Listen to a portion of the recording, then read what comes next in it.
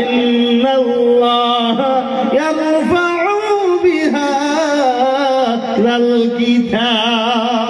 এই দুনিয়ার মানুষেরা যারা এই কোরআনকে মহব্বত করবে, যারা এই কোরআনকে ভালোবাসবে, কালামুল্লাহ শরীফের সাথে যারা সম্পর্ক রাখবে, আমি আল্লাহ তাদের সম্মান পৃথিবীর জমিনে আমি বাড়াইয়া দিব।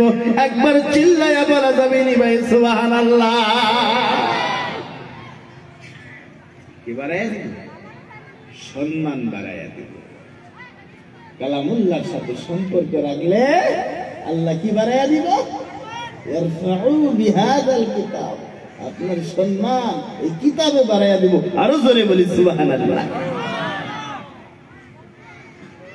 বলে হুজুর আমি তো কোরআন পড়তে জানি না, আমার কোরআনের অভিজ্ঞতা নাই, আমি কোরআন তেলাওয়াত করতেও জানি না, এই কালামুল্লাহ শরীফের মুহাব্বত আমি জানি না। বন্ধুরা, এই দুনিয়ার মধ্যে যারা কোরআন পড়ে, যারা দুনিয়ার মধ্যে কোরআন শেখে, তাদের সাথে ওঠো, তাদের সাথে ওঠা বসা করো, তাদেরকে মুহাব্বত করো। ও বন্ধু, তাদেরকে যদি তুমি ভালোবাসো রে, তাদেরকে যদি তুমি মুহাব্বত করো, আমার আল্লাহ এই কালামুল্লাহ শরীফের সাথে সম্পর্ক রাখার কারণে তোমার সম্মান আল্লাহ তাআলা দুনিয়ায় বাড়াইয়া দিবে। বলেন সুবহানাল্লাহ। আর যদি না করি, আছে না নাই? কোরআন শরীফের কথা শুনলে চলে, মাদ্রাসার কথা শুনলে চলে, এমন মানুষ দুনিয়ার মধ্যে আছে না নাই?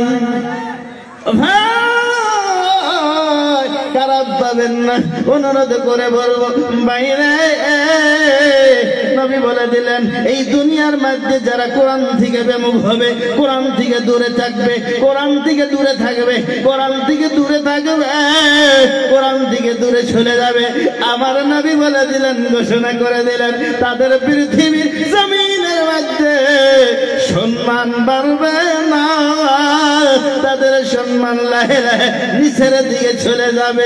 কথা বলেন ভাই, ঠিক না? যারা কোরআন থেকে বিমুখ হবে তাদের সম্মান কোনোদিন বাড়তে পারে না। কোরআনকে মুহাব্বত করলে বাবা লাহে লাহে লাহে লাহে দেখবেন আপনার সম্মান লাহে লাহে লাহে লাহে আমার আল্লাহ তাআলা আগের থেকে উন্নত করিয়া দিয়েছে। একবার জোরে বলেন সুবহানাল্লাহ। খারাপ পাইতেছেন আপনার না কষ্ট পাইতেছেন?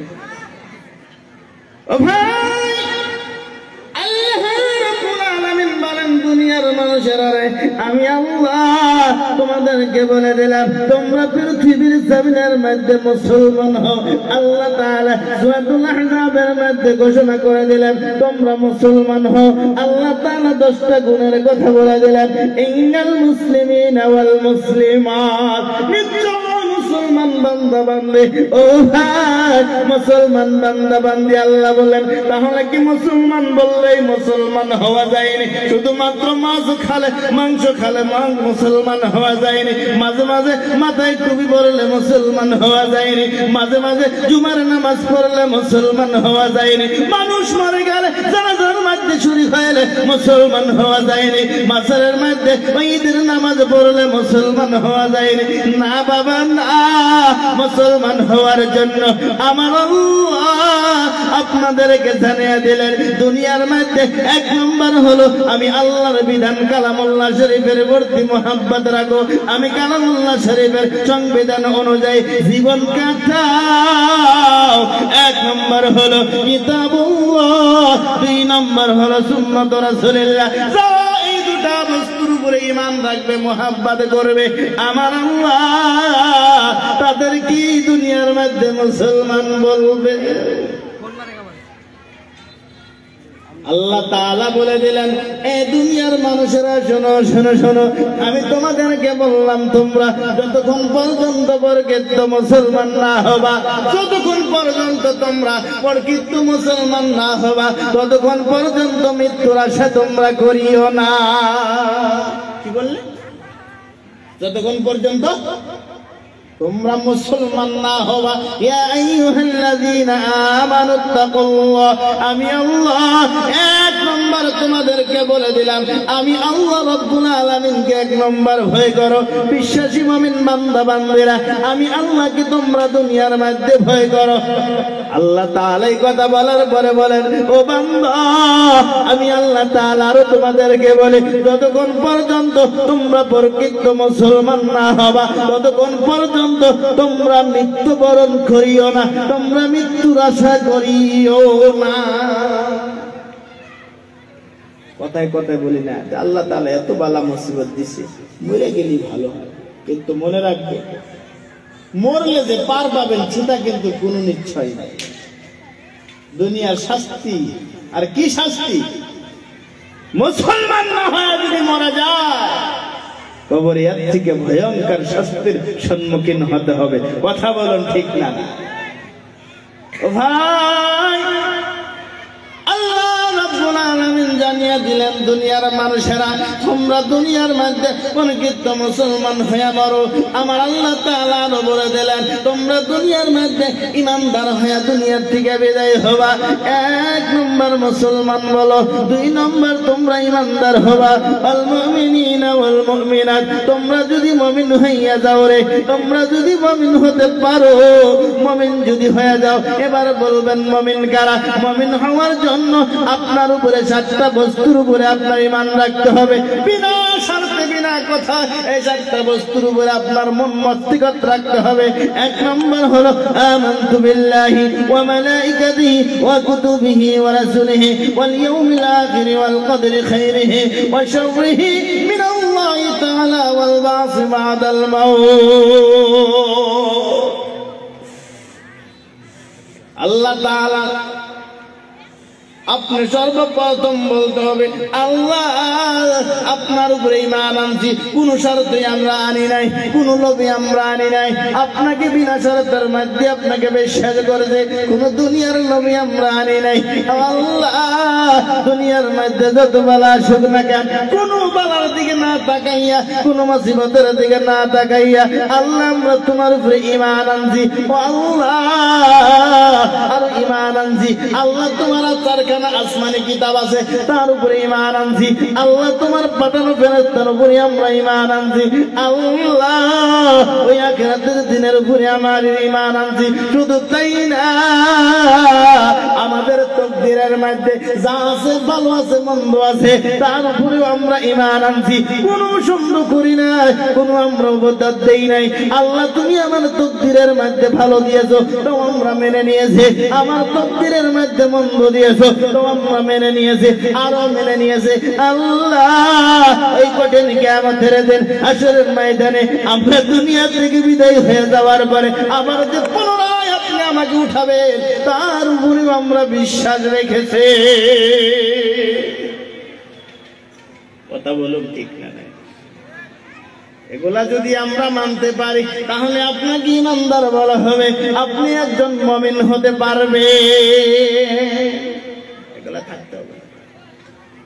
শুধুমাত্র ঈমান আলী নাম রাখলে ইমানদার হওয়া যায়নি। মুমিনদার মুমিন বান্দা বান্দি হতে গেলে আল্লাহর সংবিধান মানতে হবে। ও ভাই, এগুলা বস্তু যদি আমাদের মধ্যে থাকে, আমার আল্লাহ আপনাকে পৃথিবীর জমিনের মধ্যে ইমানদার বলে ঘোষণা করবেন। একবার জোরে বলা যাবে নি ভাই সুবহানাল্লাহ?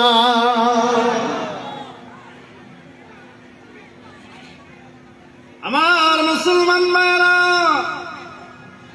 আল্লাহ রাব্বুল আলামিনের পবিত্র কালামুল্লাহ শরীফের উপরে ঈমান রাখতে হবে। কেমন ভাবে ঈমান রাখতে হবে রে ভাই?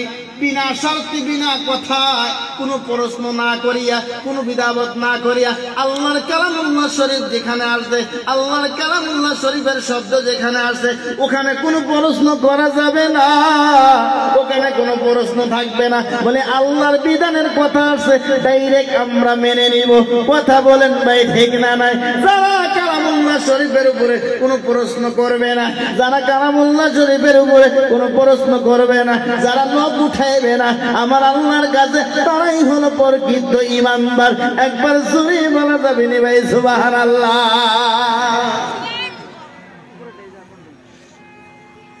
আমার মুসলমান ভাইরা রে, এই কালামুল্লাহ শরীফের কথা আমার রব্বুল আলামিন পবিত্র কালামুল্লাহ শরীফের মধ্যে ঘোষণা করে দিলেন, এ দুনিয়ার মানুষ, এই কোরআন শরীফকে যদি তোমরা ভালোবাসো, এই কোরআন শরীফ যারা নিজে পড়বে আর অন্যজনকে পড়াইবে, আমার আল্লাহ তাদেরকে পৃথিবীর জমিনের মধ্যে সর্বশ্রেষ্ঠ বলে ঘোষণা করে দিয়েছেন। নবী মুহাম্মদ রাসূলুল্লাহ সাল্লাল্লাহু আলাইহি ওয়াসাল্লাম ঘোষণা করলেন, ইন্না আফদালাকুম মান তাআল্লামাল কুরআন ওয়া আল্লামা, নিশ্চয় যারা পৃথিবীর জমিনের মধ্যে কোরআন শরীফ পড়বে আর অন্যজনকে কোরআন শরীফ শিখাইবে, যারা কোরআন শরীফ পড়বে আবার অন্যজনকে কোরআন শরীফ শিখাইবে, আমার নবী ঘোষণা করে দিলেন তারা হলেন পৃথিবীর জমিনের মধ্যে উত্তমের মধ্যে উত্তম, শ্রেষ্ঠর মধ্যে শ্রেষ্ঠ, ভালোর মধ্যে ভালো, তারা হলেন পৃথিবীর জমিনের মধ্যে অনেকে শ্রেষ্ঠ, যারা নিজে কোরআন পড়ছে আবার অন্যজনকে কোরআন শিখাইছে, নিজে করতে পারে না, এই কোরআনের জন্য পড়ার জন্য সহযোগী আগ বাড়াইছে, নিজে কোরআন পড়া জানে না, হাফিজদেরকে মোহাব্বত করেছে, নিজে কোরআনের ঘুরছে না, অন্যজনকে কোরআন শরীফ পড়ার জন্য একটা একটা কোরআন শরীফ কিনে দিয়েছে। ও ভাই,